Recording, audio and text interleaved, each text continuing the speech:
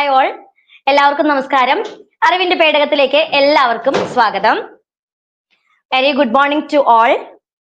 നമ്മൾ ഇന്ന് പുതിയൊരു ലൈവ് എക്സാമുമായിട്ടാണ് വന്നിരിക്കുന്നത്. നമ്മൾ ഇന്ന് ഡേ 32 ആണ് എത്തിയിരിക്കുന്നത് അല്ലെ. ഡേ 32 വരെയുള്ള എല്ലാ കാര്യങ്ങളും, എല്ലാ കണ്ടന്റ്സും സിലബസും ഒക്കെ നിങ്ങൾ ഏറെക്കുറെ പഠിച്ചു കാണുമെന്ന് തന്നെ വിശ്വസിക്കുകയാണ്. അപ്പൊ നമുക്കിനി നമ്മുടെ സിലബസിലെ ഇനി വളരെ കുറച്ച് ടോപ്പിക്സ് മാത്രമേ ഉള്ളൂ. അപ്പൊ നമ്മൾ എല്ലാ ഭാഗത്തു നിന്നും ഓൾമോസ്റ്റ് എല്ലാ ടോപ്പിക്സും, ഇമ്പോർട്ടന്റ് ആയിട്ടുള്ള എല്ലാ ടോപ്പിക്സും തന്നെ കവർ ചെയ്തിട്ടുണ്ട്. ഇനി വളരെ കുറച്ച് പോർഷൻസ് മാത്രമേ ഉള്ളൂ കേട്ടോ നമുക്ക് പഠിക്കാനായിട്ട്. അപ്പൊ നമ്മൾ അതും കൂടി ഒന്ന് പഠിച്ചു കഴിഞ്ഞാൽ നമ്മുടെ മെയിൻസ് എക്സാമിന് സെറ്റ് ആയി എന്ന് വേണമെങ്കിൽ പറയാം അല്ലെ. ഈ ഒരു രീതിയിൽ നമ്മൾ സിലബസ് ഒക്കെ കവർ ചെയ്തു. പിന്നെയുള്ള ദിവസങ്ങൾ കുറച്ച് മോഡൽ എക്സാംസ് ഒക്കെ ചെയ്ത് ഒന്ന് നമ്മൾ എക്സാമുമായിട്ട് അങ്ങനെ എക്സാം എഴുതുന്ന ഒരു രീതി, ആ ഒരു സ്റ്റൈൽ നമുക്ക് കിട്ടിയാൽ സുഖമായിട്ട് നമുക്ക് ക്വാളിഫൈ ചെയ്യാനായിട്ട് പറ്റും. അപ്പോൾ നിങ്ങൾക്ക് എല്ലാവർക്കും ഈ വരുന്ന എക്സാമിൽ അതിന്റെ ഒരു റിസൾട്ട് ഉണ്ടാകുമെന്ന് തന്നെ വിശ്വസിക്കുകയാണ്. കാരണം നമ്മൾ അത്രയും ഡീപ്പായിട്ട് ഓരോരോ കണ്ടന്റുകളും അതേപോലെ തന്നെ സിലബസ് ഫുൾ കവർ ചെയ്യുന്ന രീതിയിലുള്ള ക്വസ്റ്റ്യൻസുമാണ് ഓരോ ദിവസവും തരുന്നത്. അപ്പോൾ എഫക്റ്റീവ് ആയിട്ട് അത് ഫലപ്രദമായിട്ട് ഉപയോഗിക്കാനും വിനിയോഗിക്കാനുമായിട്ട് നോക്കുക. നമ്മൾ നമ്മുടെ ക്ലാസ്സിലോട്ട് കടക്കുകയാണ്. അപ്പൊ അതിന് മുൻപായിട്ട് നമ്മുടെ ചാനൽ അറിവിന്റെ പേടകം ആദ്യമായിട്ട് കാണുന്നവരുണ്ടെങ്കിൽ നമ്മുടെ ചാനൽ ഒന്ന് സബ്സ്ക്രൈബ് ചെയ്യുക. തൊട്ടടുത്ത് കാണുന്ന ബെലൈക്കൺ കൂടി ഒന്ന് എനേബിൾ ചെയ്താൽ നമ്മൾ ഇടുന്ന ക്ലാസ്സുകളും വീഡിയോസും എല്ലാം നിങ്ങൾക്ക് നോട്ടിഫിക്കേഷൻ ആയി തന്നെ ലഭിക്കുന്നതായിരിക്കും. നമ്മുടെ ക്ലാസ്സുകളും വീഡിയോസും എല്ലാം ഇഷ്ടമാവുകയാണെങ്കിൽ ലൈക്ക് ചെയ്യുക, ഷെയർ ചെയ്യുക, അതുപോലെ തന്നെ സബ്സ്ക്രൈബ് ചെയ്യുക. ഓക്കെ, എല്ലാവരും സുഖമായിരിക്കുന്നു എന്ന് വിചാരിക്കുന്നു. എല്ലാവരും പഠിക്കുന്നുണ്ടോ? പഠനമൊക്കെ ഏതുവരെ എത്തി? ഓക്കെ അല്ലേ? നമ്മുടെ ടൈം ടേബിളും അതുപോലെ നമ്മുടെ ടൈം ടേബിൾ ഉൾക്കൊള്ളിച്ചിരിക്കുന്ന ഓരോ ദിവസവും തരുന്ന വിഷയങ്ങളും ഒക്കെ നിങ്ങൾക്ക് ഓക്കെ അല്ലേ? അതായത് കൂടി പോകുന്നൊന്നുമില്ലല്ലോ. ഞാൻ ലാസ്റ്റ് ക്ലാസ്സിൽ പറഞ്ഞ പോലെ തന്നെ നിങ്ങൾക്ക് എന്തെങ്കിലും ടോപ്പിക്സ്, ഇപ്പൊ നമ്മൾ സിലബസ് ഫുൾ കവർ ചെയ്യുന്ന രീതിയിലുള്ള ടോപ്പിക്സ് ആണ് നമ്മൾ ഓരോ ദിവസം പരീക്ഷയ്ക്ക് വേണ്ടിയിട്ട് റെഡി ആക്കുന്നത് അല്ലെ, തരുന്നത്, നമ്മൾ ആ എക്സാമിന് വേണ്ടി പ്രിപ്പയർ ചെയ്യുന്നത്. അപ്പൊ അതിനേക്കാൾ ഉപരി ഏതെങ്കിലും ടോപ്പിക്സ്, വിട്ടുപോയ ടോപ്പിക്സോ അല്ലെങ്കിൽ നിങ്ങൾക്ക് ഏതെങ്കിലും സ്പെഷ്യൽ ആയിട്ടൊരു ക്ലാസ് വേണം എന്ന് ഉദ്ദേശിക്കുന്ന ഏതെങ്കിലും ടോപ്പിക് ഉണ്ടെങ്കിൽ ഒന്ന് കമന്റ് ചെയ്യണേ. നമുക്ക് എന്തായാലും വരും ദിവസങ്ങളിൽ ആ ടോപ്പിക്കും കൂടെ പരിഗണിച്ചുകൊണ്ട് പിന്നെ ക്ലാസ്സുകൾ എടുക്കാം. ഓക്കെ, അപ്പൊ നമുക്കിനി സംസാരിച്ച സമയം കളയേണ്ട, നമ്മൾ നേരെ ക്ലാസ്സിലോട്ട് കിടക്കാം. ഇതാണ് നമ്മുടെ ചാനൽ അറിവിന്റെ പേടകം. നമ്മുടെ പ്രസിദ്ധ മാമിന്റെ ചാനലാണ് അറിവിന്റെ പേടകം. ഇതാണ് നമ്മുടെ എയിം സ്റ്റഡി സെന്ററിന്റെയും അതേപോലെ തന്നെ അറിവിന്റെ പേടകത്തിന്റെയും എല്ലാ പെയ്ഡ് ക്ലാസ്സുകളും നമ്മൾ പ്രൊവൈഡ് ചെയ്യുന്നത് ഈ ഒരു ആപ്പിലാണ്. നമ്മുടെ ആപ്പിന്റെ പേര് ശ്രീ ലേണിംഗ് എന്നാണ്. ഈ ഒരു ആപ്പ് നമുക്ക് ആപ്പ് സ്റ്റോറിലും അതുപോലെ തന്നെ ഗൂഗിൾ പ്ലേ സ്റ്റോറിലും നമുക്ക് ഡൗൺലോഡ് ചെയ്യാനായിട്ട് പറ്റും. അപ്പൊ നമ്മൾ ഇന്ന് ഡേ 32 ആണ്. ഡേ 32 നമ്മൾ പഠിക്കുന്ന കാര്യങ്ങൾ, നിങ്ങൾ പഠിച്ചിരിക്കുന്ന കാര്യങ്ങൾ, സ്വദേശി പ്രസ്ഥാനം, വർത്തമാന പത്രങ്ങൾ പഠിച്ചു കാണുമെന്ന് വിചാരിക്കുന്നു. കായികത്തിൽ നിന്ന് പ്രധാനപ്പെട്ട കായിക അവാർഡുകളും അതുമായി ബന്ധപ്പെട്ട ജേതാക്കന്മാരെ കുറിച്ചും പഠിച്ചിട്ടുണ്ടാവും. കമ്പ്യൂട്ടറിൽ നിന്ന് സോഷ്യൽ മീഡിയ, ബയോളജിയിൽ നിന്ന് ആരോഗ്യക്ഷേമ പദ്ധതികൾ, മാത്സിൽ നിന്ന് സമയവും പ്രവൃത്തിയും. ഓക്കെ, ഇത്രയും കാര്യങ്ങൾ പഠിച്ചോ? നാളെ ഡേ 33 ആണ്. നാളെ നമുക്ക് പഠിക്കാനുള്ളത് സ്വാതന്ത്ര്യ സമരവും മഹാത്മാഗാന്ധിയും, അതുപോലെ ജിയോഗ്രാഫിയിൽ നിന്ന് ലോകരാഷ്ട്രങ്ങളും അവയുടെ സവിശേഷതകളും, ഇംഗ്ലീഷിൽ നിന്ന് ഡിഫറെന്റ് പാർട്സ് ഓഫ് സ്പീച്ച് ആണ് പഠിക്കാനുള്ളത്, മലയാളത്തിൽ നിന്ന് ശൈലികളും പഴഞ്ചൊല്ലുകളും. വളരെ സിമ്പിൾ ആയിട്ട് നാളത്തെ ടോപ്പിക്കുകൾ, വലിയ കടുകട്ടി ഭാഗങ്ങളൊന്നുമില്ല. അപ്പോ ഈ ടൈം ടേബിൾ കിട്ടാത്തവരുണ്ടെങ്കിൽ അല്ലെങ്കിൽ അവൈലബിൾ അല്ലാത്തവർ വേഗം ഒന്ന് സ്ക്രീൻഷോട്ട് ചെയ്ത് വെക്കുക, അല്ലെങ്കിൽ ഒരു ഫോട്ടോ എടുത്ത് വെക്കുക, അല്ലെങ്കിൽ വേഗം 4 ടോപ്പിക് എവിടെയെങ്കിലും ഒരു സൈഡ് എഴുതിയിട്ട് ചെയ്യുക. എഴുതിയിട്ടാൽ മാത്രം പോരാ, പഠിക്കുകയും കൂടി വേണം. ഓക്കെ അല്ലേ? അപ്പൊ നമ്മള് ഡേ 32ലേക്ക് ഐശ്വര്യമായിട്ട് കിടക്കാം. റെഡിയാണോ? എല്ലാവരും റെഡിയാണോ? Angel hi. ഓക്കെ, നമുക്ക് ആദ്യത്തെ ചോദ്യത്തിലോട്ട് കിടക്കാം. ആദ്യത്തെ ചോദ്യം, സ്വദേശി പ്രസ്ഥാനത്തെ സംബന്ധിച്ച ശരിയായ വസ്തുതകൾ വിലയിരുത്തുക. സൗദ മോൾ ഹായ്. സൗദ, ഓക്കെ, സ്വദേശി പ്രസ്ഥാനത്തെ സംബന്ധിച്ച ശരിയായ വസ്തുതകൾ നമുക്ക് നോക്കാം. നോക്കൂ, ഇന്ത്യയുടെ സാമ്പത്തിക ചോർച്ച തടയുന്നതിനായി നേതാക്കന്മാർ മുന്നോട്ട് വെച്ച ആശയമാണ് സ്വദേശി പ്രസ്ഥാനം. ശരിയാണോ? അതായത് ഇന്ത്യ ഒരുപാട് കാലം ബ്രിട്ടീഷുകാരുടെ കൊടിയ ഭരണത്തിന് കീഴിലായിരുന്നു അല്ലെ. അപ്പൊ ഇന്ത്യയെ എത്രത്തോളം ചൂഷണം ചെയ്യാൻ പറ്റുമോ, സാമ്പത്തികമായും സാംസ്കാരികമായിട്ടും അതുപോലെ തന്നെ സാമൂഹ്യമായിട്ടും പല രീതിയിലുള്ള ചൂഷണങ്ങൾക്ക് നമ്മൾ വിധേയരായിട്ടുണ്ട് അല്ലെ. ചൂഷണം മാത്രമല്ല, സാമ്പത്തിക ചോർച്ചയായിരുന്നു മെയിൻ ആയിട്ടുണ്ടായിരുന്ന ഒരു പ്രശ്നം. അപ്പൊ ഇത്തരത്തിൽ സാമ്പത്തിക ചോർച്ച തടയുന്നതിന് വേണ്ടിയിട്ട് നേതാക്കന്മാർ മുന്നോട്ട് വെച്ച പ്രധാനപ്പെട്ട ഒരു ആശയമാണ് എന്ത്? സ്വദേശി പ്രസ്ഥാനം. അല്ലെ? ശരിയാണ്. അടുത്ത നോക്കൂ, വന്ദേ മാതരം മൂവ്മെന്റ് എന്നും ഇത് അറിയപ്പെടുന്നുണ്ട്. ശരിയല്ലേ? വന്ദേ മാതരം മൂവ്മെന്റ് എന്നും ഇത് അറിയപ്പെടുന്നു. അടുത്ത നോക്കൂ, വിദേശ വസ്തുക്കൾ ബഹിഷ്കരിക്കുക, സ്വദേശ വസ്തുക്കളെ പ്രോത്സാഹിപ്പിക്കുക എന്നതാണ് ഇതിന്റെ പ്രധാനപ്പെട്ട ലക്ഷ്യം. ശരിയാണോ? ശരിയാണ്. അല്ലെ? ഇനി നോക്കൂ, അടുത്ത പ്രസ്താവന നോക്കൂ. തമിഴ്നാട്ടിൽ സ്വദേശി പ്രസ്ഥാനത്തിന് നേതൃത്വം നൽകിയത് EV രാമസ്വാമി നായ്ക്കർ ആണ്. ശരിയാണോ? EV രാമസ്വാമി നായ്ക്കർ എന്താണ്? സ്വദേശി പ്രസ്ഥാനാണോ? അത് സെൽഫ് റെസ്പെക്ട് മൂവ്മെന്റ് അല്ലേ?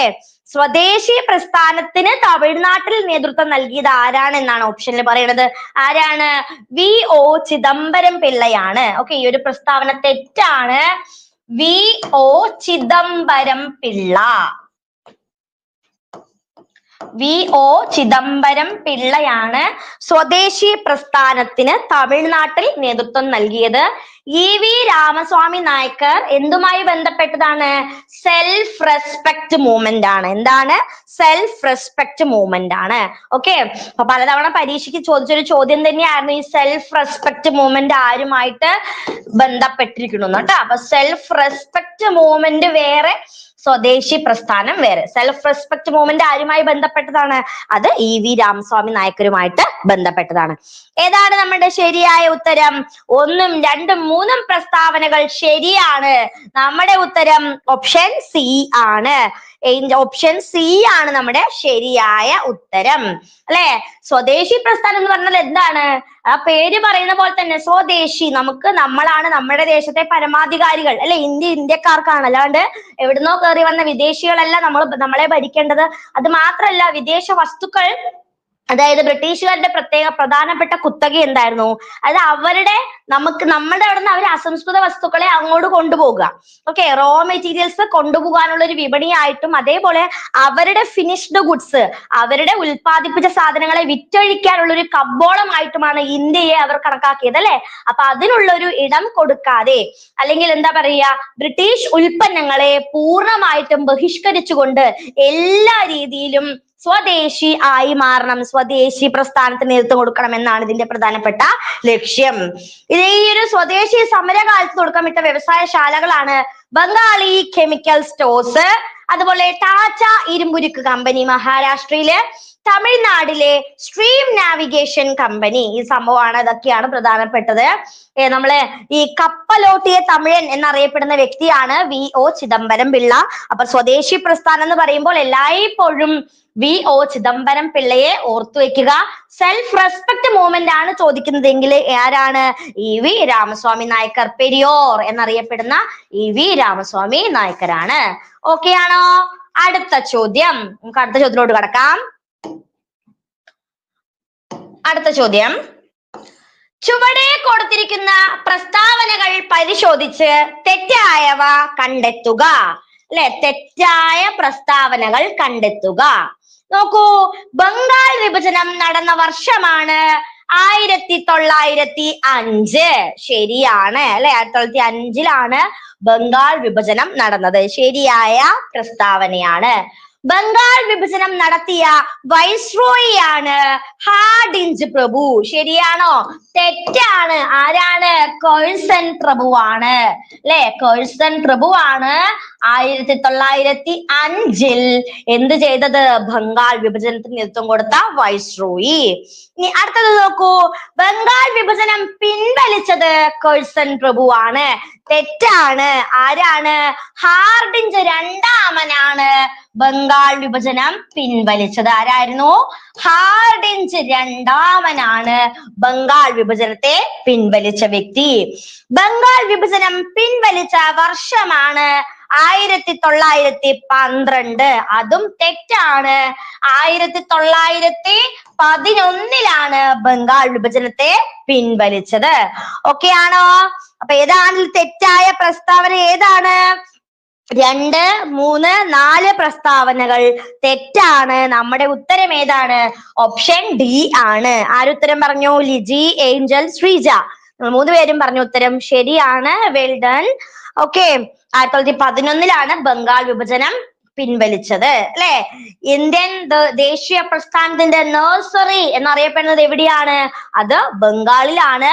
1905 ഈ പറഞ്ഞ കേഴ്സൺ പ്രഭു എവിടെ ബംഗാൾ വിഭജനം നടപ്പിലാക്കിയത് അല്ലെ. ഇത് പിൻവലിച്ച വ്യക്തിയാണ് ഹാർഡിഞ്ച് രണ്ടാമൻ. 1911 അത് പിൻവലിച്ചത്, ബംഗാൾ വിഭജനം പിൻവലിച്ചത് അല്ലെ. അതായത് പ്രധാനപ്പെട്ട എല്ലാവരും അന്നത്തെ പ്രധാനപ്പെട്ട ദേശീയ നേതാക്കന്മാരായിക്കോട്ടെ, പത്രപ്രവർത്തകരായിക്കോട്ടെ, കവികളായിക്കോട്ടെ, ഇവരെല്ലാവരും നഖശിഖാന്തം എതിർത്തൊരു കാര്യം തന്നെയാണ് 1905 ബംഗാൾ വിഭജനം എന്ന് പറയുന്നത്. ഓക്കെ ആണോ? അടുത്ത ചോദ്യം,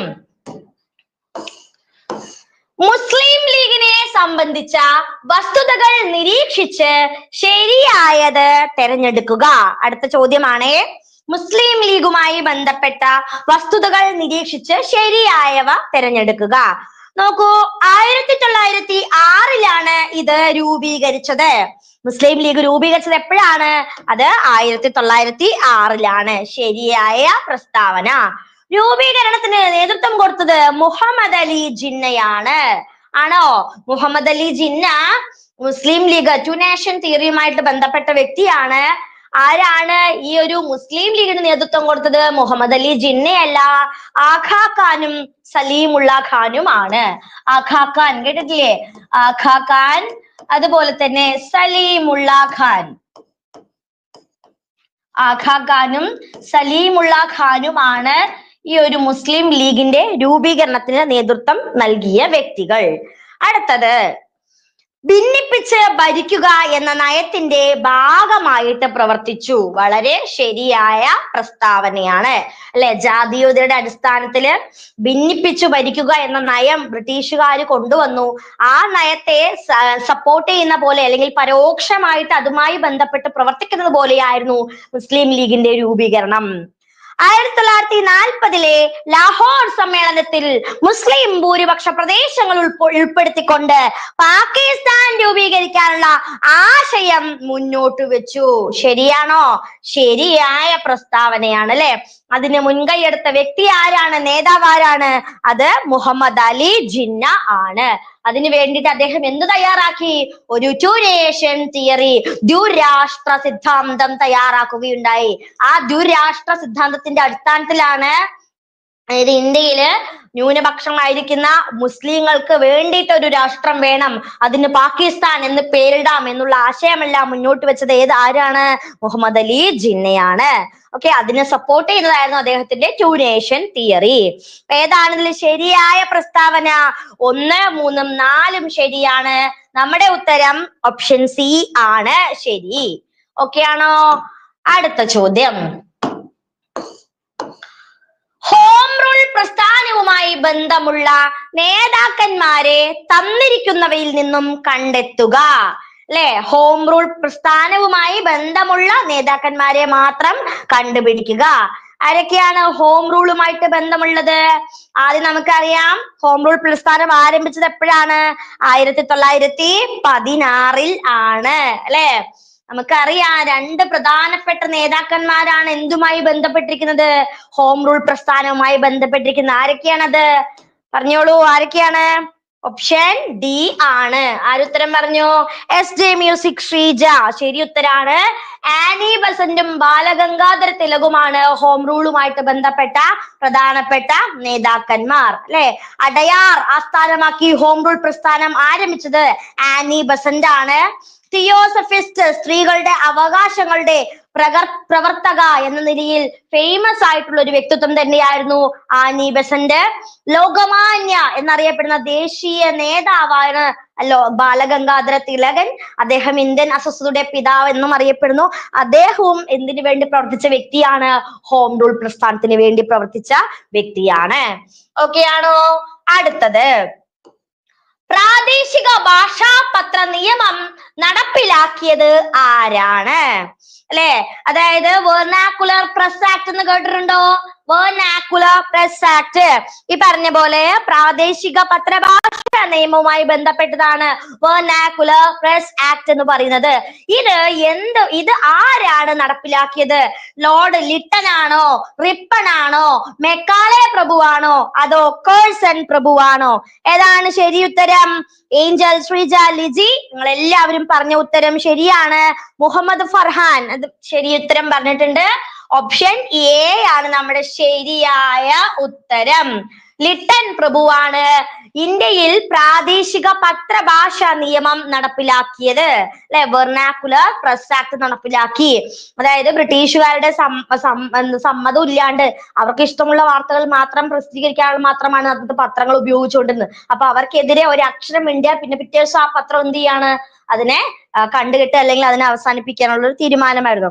അപ്പൊ അതിനെ എതിർത്തുകൊണ്ട് പ്രാദേശിക ഭാഷാപത്ര നിയമം നടപ്പിലാക്കിയത് ലിട്ടൺ പ്രഭുവാണ്. 1878 നടപ്പിലാക്കിയത് അദ്ദേഹം. ഈ നിയമത്തെ റദ്ദ് ചെയ്ത വ്യക്തിയാണ് റിപ്പൺ പ്രഭു. ഓക്കെ, അടുത്ത ചോദ്യം.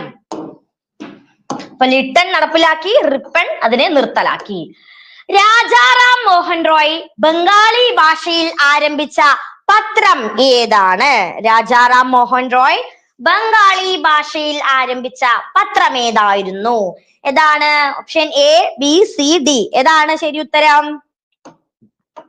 ഓപ്ഷൻ ഡി ആണ് സംവാദ് കൗമുദി. ഓപ്ഷൻ ഡി ആണ് സംവാദ് കൗമുദിയാണ് അദ്ദേഹം രാജാറാം മോഹൻ റോയ് അദ്ദേഹം ബ്രഹ്മസമാജവുമായി ബന്ധപ്പെട്ട അല്ലെങ്കിൽ ബ്രഹ്മസമാജത്തിന്റെ രൂപീകരണത്തിന് മുൻകൈയെടുത്ത പ്രധാനപ്പെട്ട സാമൂഹിക പരിഷ്കർത്താവാണ്, അല്ലെ? ഇന്ത്യൻ നവോത്ഥാനത്തിന്റെ പിതാവ് എന്നാണ് അദ്ദേഹം അറിയപ്പെടുന്നത്. അദ്ദേഹത്തിന്റെ പേർഷ്യൻ ഭാഷയിലുള്ള പത്രങ്ങളാണ് മിറാത്തുൽ അക്ബർ എന്ന് പറയുന്നത്. ഓക്കെ, ക്ലിയർ ആണോ? അടുത്ത ചോദ്യം. ശരിയായ ജോഡി തിരഞ്ഞെടുക്കുക. വേഗം ഒരു മാച്ച് ദ ഫോളോയിങ് ചെയ്യുക.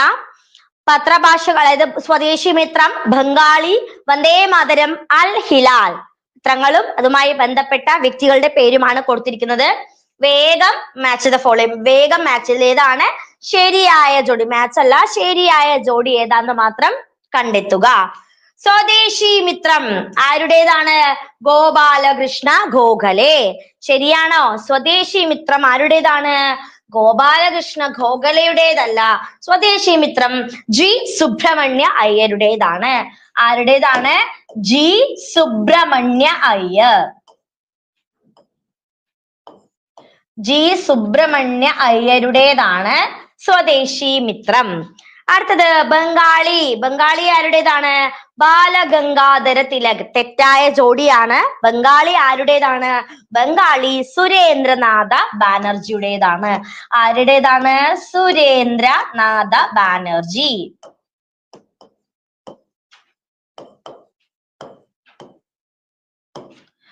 അടുത്തത് വന്ദേ മാതരം ലാലാ ലജ്പത് റായ്. ശരിയാണ്. അടുത്ത നോക്കൂ, അൽ ഹിലാൽ മൗലാന അബ്ദുൽ കലാം ആസാദ്. ശരി ഉത്തരം. ഏതാണ് നമ്മുടെ ശരിയായ ഉത്തരം? ഓപ്ഷൻ ഡി എന്ന് പറഞ്ഞിട്ടുണ്ട് എല്ലാവരും. ശ്രീജ, ലിജി, ഏഞ്ചൽ, മുഹമ്മദ് ഫർഹാൻ എല്ലാവരും ശരി ഉത്തരം പറഞ്ഞു. ഓപ്ഷൻ ഡി ആണ്. 3ഉം 4ഉം മാത്രമാണ് ഇതിലെ ശരിയായ ജോഡികൾ. ഓക്കെ അല്ലേ? അടുത്ത ചോദ്യം. താഴെ തന്നിരിക്കുന്ന പ്രസ്താവനകൾ പരിശോധിച്ച് ശരിയായവ തിരഞ്ഞെടുക്കുക.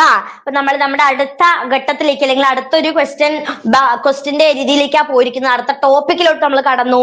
കായികവുമായി ബന്ധപ്പെട്ട, അല്ലെ, പ്രധാനപ്പെട്ട അവാർഡുകളും ജേതാക്കന്മാരുമായി ബന്ധപ്പെട്ട ക്വസ്റ്റ്യൻ ആണ്. നമുക്ക് കണ്ടപ്പോ തന്നെ മനസ്സിലായി. താഴെ തന്നിരിക്കുന്ന പ്രസ്താവനകൾ പരിശോധിച്ച് ശരിയായവ തിരഞ്ഞെടുക്കുക. നോക്കൂ, ഏറ്റവും വലിയ കായിക അവാർഡാണ് ലോറസ് സ്പോർട്സ് അവാർഡ്. ശരിയല്ലേ? ഏറ്റവും വലിയ കായിക അവാർഡാണ് ഏത്? ലോറസ് സ്പോർട്സ് അവാർഡ് എന്ന് പറയുന്നത്, അല്ലെ? 2000 മുതൽക്കാണ് ഈ ഒരു ലോറസ് സ്പോർട്സ് അവാർഡ് നൽകി തുടങ്ങിയത്, ലോറസ് അവാർഡ്. അപ്പൊ ഇത് ഏറ്റവും വലിയ കായിക മേഖലയിലുള്ള ഏറ്റവും വലിയ കായിക അവാർഡായിട്ടാണ് കണക്കാക്കപ്പെടുന്നത്. ലോറൻസ് പുരസ്കാരം ഏർപ്പെടുത്തിയ വർഷം 2000 ആണ്. 2000 വർഷത്തിലാണ് ഇത് എന്നാൽ ഏർപ്പെടുത്തിയത് 2000 അല്ല, 1999 ഏർപ്പെടുത്തി. പക്ഷെ നൽകി തുടങ്ങിയത് പുരസ്കാരം, ഇങ്ങനെ ഒരു അവാർഡ് നൽകി തുടങ്ങിയത് എപ്പോഴാണ്? അത് 2000 മുതൽക്കാണ്. ഏറ്റവും കൂടുതൽ തവണ ലോറസ് പുരസ്കാരം നേടിയ കായിക താരമാണ് റോജർ ഫെഡറർ. ശരിയാണോ? ശരിയാണ്. ഏറ്റവും വലിയ കായിക ബഹുമതിയായ ലോറസ് പുരസ്കാരം ഏറ്റവും കൂടുതൽ തവണ നേടിയ കായിക താരം റോജർ ഫെഡറർ ആണ്. ശരിയായ പ്രസ്താവന. അടുത്ത നോക്കൂ, ലോറസ് പുരസ്കാരം നേടുന്ന ആദ്യത്തെ ഇന്ത്യൻ ക്രിക്കറ്റ് താരമാണ് സച്ചിൻ ടെണ്ടുൽക്കർ. ശരിയായ ഉത്തരം അല്ലെ? ശരിയായ പ്രസ്താവന ഏതൊക്കെയാണ്? 1, 3, 4 നമ്മുടെ ഉത്തരം ഓപ്ഷൻ ബി ആണ്. അപ്പൊ കായിക രംഗത്ത്, കായിക മേഖലയിൽ കൊടുക്കുന്ന ഏറ്റവും വലിയ അവാർഡാണ് ലോറസ് പുരസ്കാരം. ഇത് ഏർപ്പെടുത്തി തുടങ്ങിയത് 1999 മുതലാണ്. നൽകി തുടങ്ങിയത് 2000 വർഷത്തിലാണ്. ഏറ്റവും കൂടുതൽ തവണ ഈ ഒരു ഉന്നത ബഹുമതി നേടിയ കായിക താരം റോജർ ഫെഡറർ ആണ്. ഇത് നേടുന്ന ആദ്യത്തെ ഇന്ത്യൻ ക്രിക്കറ്റ് താരമാണ് Sachin Tendulkar. Okay, 2024 Laureus award ലഭിച്ചത് സ്പോർട്സ്മാൻ ഓഫ് ദ ഇയർ കാറ്റഗറിയില് നോവാക് ജോക്കോവിച്ചിനാണ്. ടീം ഓഫ് ദ ഇയർ എന്നതില് സ്പെയിൻസ് വുമൻസ് നാഷണൽ ഫുട്ബോൾ ടീമിന് ലഭിച്ചു. അതുപോലെ sports woman of the year Aitana ബൊമാറ്റിക്കാണ് ലഭിച്ചത്. ഓക്കെ ആണോ? അടുത്ത ക്വസ്റ്റ്യൻ, അടുത്ത ചോദ്യം, ധ്യാൻചന്ദ് അവാർഡുമായി ബന്ധപ്പെട്ട അവാർഡിനെ സംബന്ധിച്ച വസ്തുതകളിൽ നിന്ന് ശരിയായവ വിലയിരുത്തുക. ധ്യാൻചന്ദ് അവാർഡുമായി ബന്ധപ്പെട്ട വസ്തുതകളാണ്.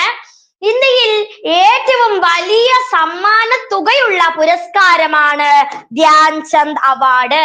ശരിയാണ്. 1994 ഇത് ഏർപ്പെടുത്തി തുടങ്ങിയത്. തെറ്റാണ്. 1991-92 കാലഘട്ടത്തിൽ ഇത് ഏർപ്പെടുത്തി തുടങ്ങി. ഓക്കെ, പുരസ്കാര തുക 25 ലക്ഷം രൂപയാണ്. പുരസ്കാര തുക എത്രയാണ്? 25 ലക്ഷം. ശരിയാണ്. അടുത്തത്, ഈ പുരസ്കാരം നേടിയ ആദ്യത്തെ മലയാളിയാണ് അഞ്ജു ബോബി ജോർജ്. ശരിയാണോ? ധ്യാൻചന്ദ് അവാർഡ് നേടിയ ആദ്യത്തെ മലയാളി അഞ്ജു ബോബി ജോർജ് അല്ല, KM ബീനാമോൾ ആണ്. ആദ്യത്തെ മലയാളി ആരാണ്? KM ബീനാമോൾ. KM ബീനാമോൾ ആണ്.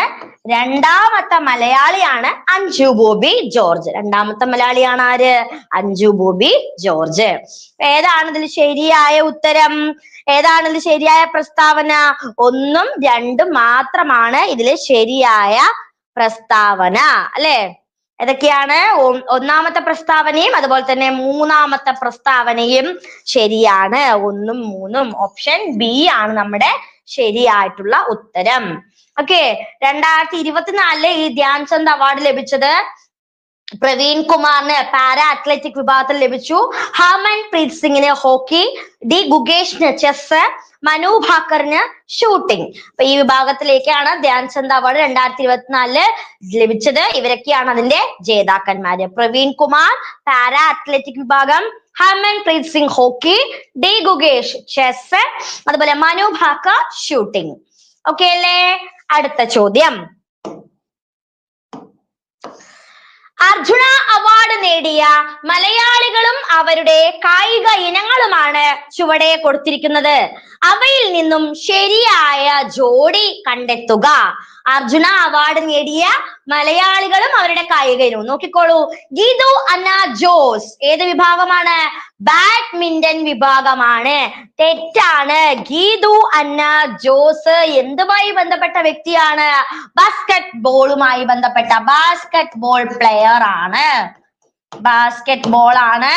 1976 ഗീതു അന്ന ജോസിന് ഈ ഒരു അവാർഡ് ലഭിച്ചത്. അടുത്തത്, ജോൺസൺ വർഗീസ് ബോക്സിംഗ് ആണ്. 2007 അർജുന അവാർഡ് ലഭിച്ചത്. ശരിയാണ്. എസ് ഓമന കുമാരി ഹോക്കി വിഭാഗത്തിൽ ലഭിച്ചു.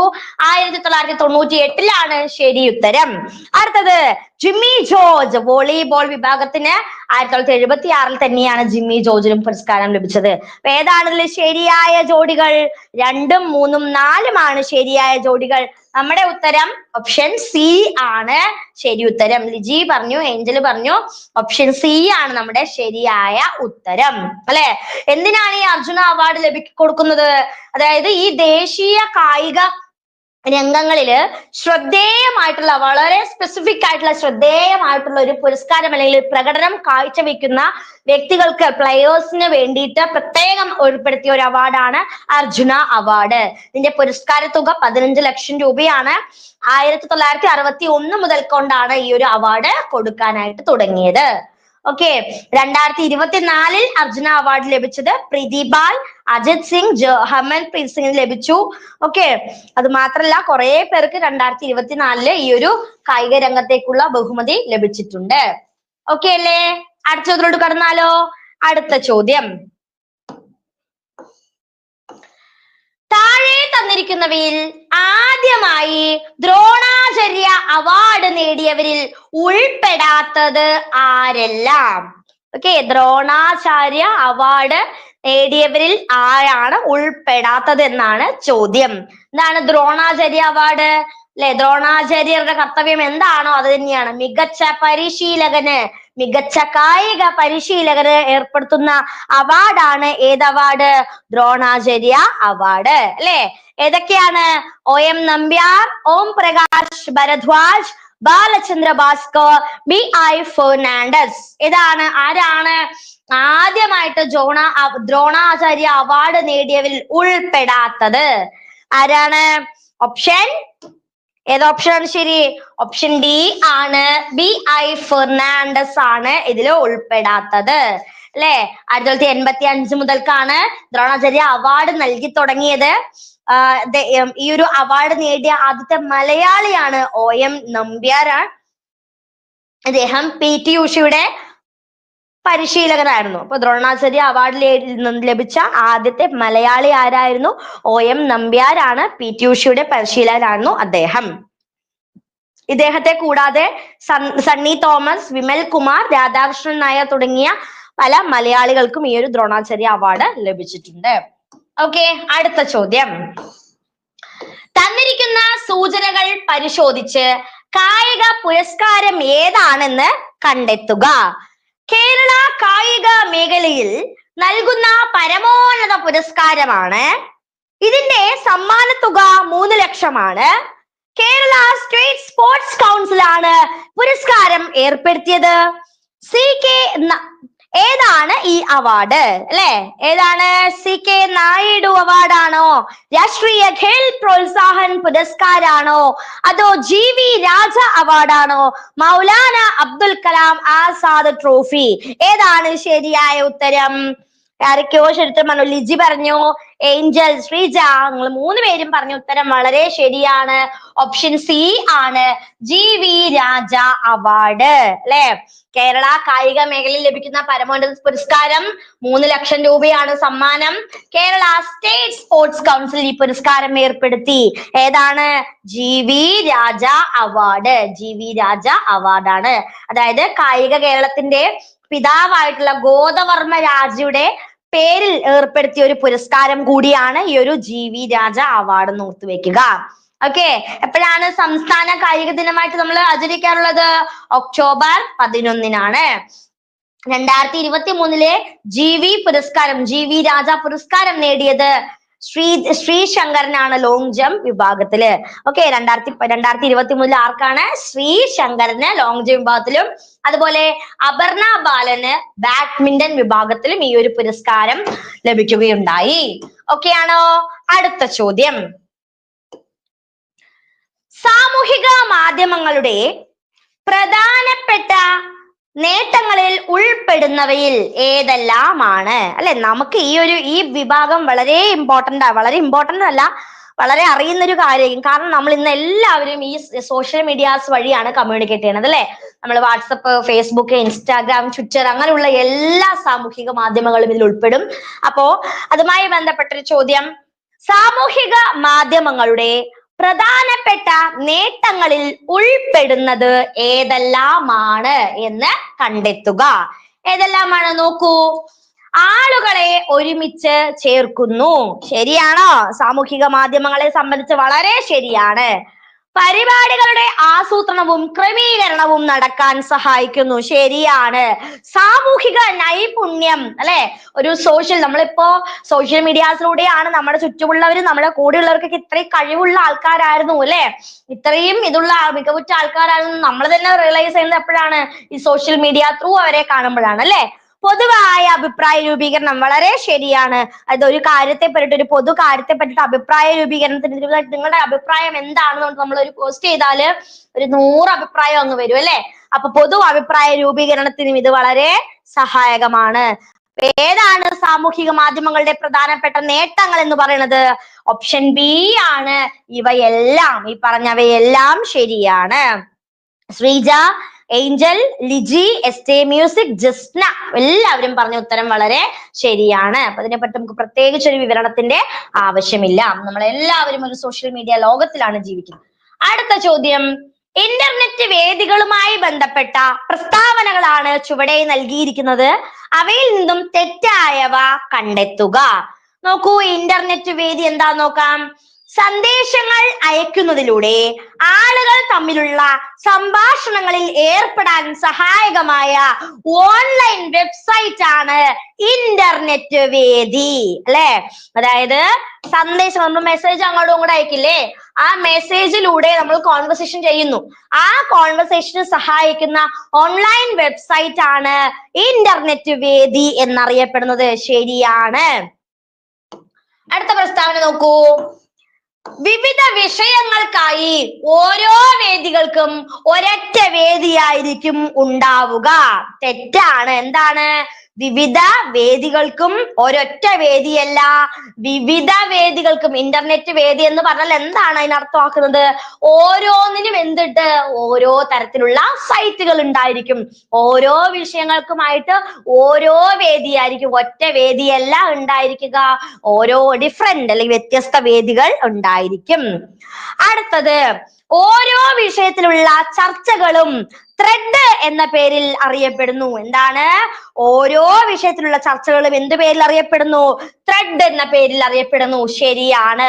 ഉപഭോക്താക്കൾക്ക് സഹായം നൽകുന്ന ജനപ്രിയ ഇന്റർനെറ്റ് വേദിയാണ് ഉബുണ്ടു ഫോം എന്ന് പറയുന്നത്. അതും ശരിയായ പ്രസ്താവനയാണ്. ഏതാണ് തെറ്റായ പ്രസ്താവന?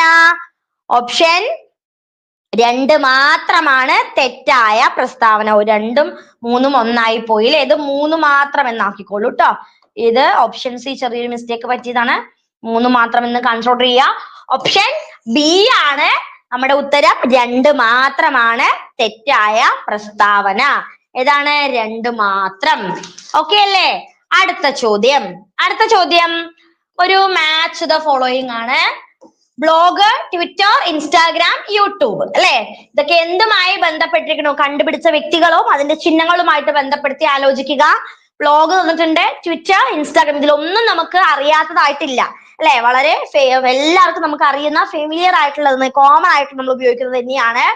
ബ്ലോഗ് എന്ന് വെച്ചാൽ അറിയാലോ, സ്വന്തം രചനകൾ വെബ് പേജ് ആയിട്ട് പ്രസിദ്ധീകരിക്കാൻ സഹായിക്കുന്ന ഇന്റർനെറ്റ് സംവിധാനമാണ് ബ്ലോഗ്. പിന്നെ ട്വിറ്റർ വേൾഡ് വൈഡ് ആയിട്ടുള്ള ഒരു സംവിധാനം എന്ന് നമുക്ക് എല്ലാവർക്കും അറിയായിരിക്കും. YouTube YouTube video sharing website ആണ്. 2005 ഫെബ്രുവരി 14 ഇത് കൊണ്ടുവന്നത് അല്ലെ. നോക്കൂ, വേഗം മാച്ച് ഫോളോ ചെയ്യൂ. ഏതാണ് ശരി ഉത്തരമായിട്ട് വരുന്നത്? ശ്രീജ, ജസ്ന ശരി ഉത്തരം പറഞ്ഞു. ഓപ്ഷൻ സി ആണ് നമ്മുടെ ശരിയായ ഉത്തരം. ഓപ്ഷൻ സി ആണ് അല്ലെ. ബ്ലോഗ് പീറ്റർ മെഹാൾഡുമായി ബന്ധപ്പെട്ടിരിക്കുന്ന അദ്ദേഹമാണ് ബ്ലോഗ് കൊണ്ടുവന്നത്.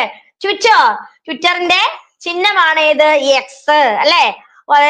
ഇൻസ്റ്റാഗ്രാം ആരാണ്? ഇൻസ്റ്റാഗ്രാം കെവിൻ സിസ്ട്രോം ആണ്. യൂട്യൂബ് ചാഡ് ഹാർലിയും സ്റ്റീവ് ചെന്നുമാണ് യൂട്യൂബ് കൊണ്ടുവന്നത്. അപ്പൊ ബ്ലോഗ് എന്ന് വെച്ചാൽ നമുക്കറിയാം എന്താണ്, നമ്മൾ സ്വന്തം രചനകള് വെബ് പേജുകളായിട്ട് പ്രസിദ്ധീകരിക്കുന്നു. ട്വിറ്റർ എന്ന് പറഞ്ഞാല് അതൊരു വേൾഡ് വൈഡ് ആയിട്ടുള്ള ഒരു സംവിധാനമാണ്. ജാക്ക് ഡോസിയും ഇവാൻ വില്യംസും നോ ഗ്ലാസും ബിസ്റ്റോമും എന്ന് പറഞ്ഞ കുറെ വ്യക്തികൾ ചേർന്ന് തുടങ്ങിയതാണ് ഈ ഒരു ട്വിറ്റർ എന്ന് പറയുന്ന സംവിധാനം. 2001 മാർച്ച് 21 സ്ഥാപിച്ചു. കാലിഫോർണിയയാണ് ഇതിന്റെ ആസ്ഥാനം. ഇതിന്റെ പുതിയ ലോഗോ ആണ് എക്സ് എന്ന് പറയുന്ന അക്ഷരം. ഇതിന്റെ പഴയ ലോഗോ വന്നിട്ട് ബ്ലൂ ബേർഡ് ആയിരുന്നു. ബ്ലൂ ബേർഡ് ആണ്. യൂട്യൂബ് വീഡിയോ ഷെയറിംഗ് വെബ്സൈറ്റ് ആണിത്. 2005 കൊണ്ടുവന്നത്, അല്ലെങ്കിൽ 2005 ഇത് എസ്റ്റാബ്ലിഷ് ചെയ്തത്. ഇതിന്റെ ആസ്ഥാനം സാൻ ബ്രൂണോ ആണ്. ചാഡ് ഹാർട്ട്ലിയും സ്റ്റീവ് ചെന്നുമാണ് ഇതിന്റെ പ്രധാനപ്പെട്ട സ്ഥാപക നേതാക്കന്മാര്. ഓക്കെ അല്ലേ?